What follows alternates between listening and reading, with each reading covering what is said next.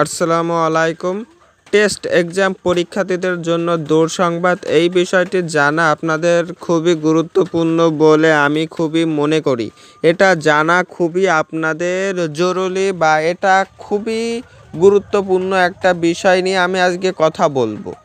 তো আপনাদের যে বিষয়টি নিয়ে আজকে আলোচনা করব এই বিষয়টা আজকে পুরো ভিডিওটি দেখবেন। এটা যদি বুঝতে পারেন তাহলে আপনাদের পরীক্ষা প্রস্তুতি আরও ভালোভাবে প্রিপারেশন নেবেন। এই কথাটা যদি আপনি শোনেন, এই ভিডিওটা যদি আপনি দেখেন, তো টেস্ট এক্সাম পরীক্ষার যে আপনাদের যে ধরেন আমি ফোর্থ সাবজেক্ট যেটা আছে ওই ফোর্থ সাবজেক্টটা যদি আপনারা জানেন কি যদি কোনো সাবজেক্টে ফেল যায় ওই ফোর্থ সাবজেক্টে যদি ভালো হয় তাহলে আমাদেরকে ওই ফোর্থ সাবজেক্টের অনুযায়ী পাস করিয়ে দিবে।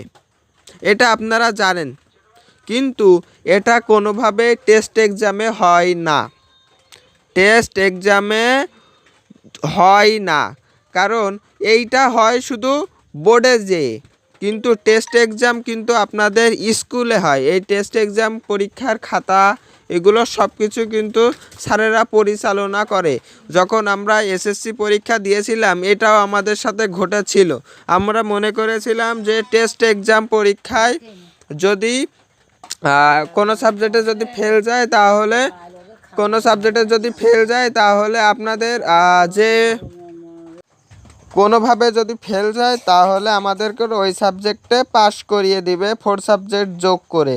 কিন্তু আপনাদের টেস্ট এক্সাম পরীক্ষায় কোনোভাবেই স্কুলে ওই ফোর্থ সাবজেক্টটি যোগ করে না।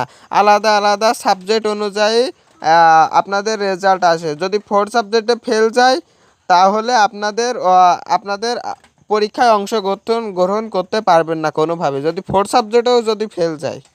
কারণ স্কুলে প্রত্যেকটা সাবজেক্টে আলাদা আলাদা করে পাস দেয়, কোনো ফোর্থ সাবজেক্ট যোগ করা হয় না। সেজন্য আমি বলি ফোর্থ সাবজেক্ট সহ সকল সাবজেক্টে আপনারা প্রিপারেশন নেন।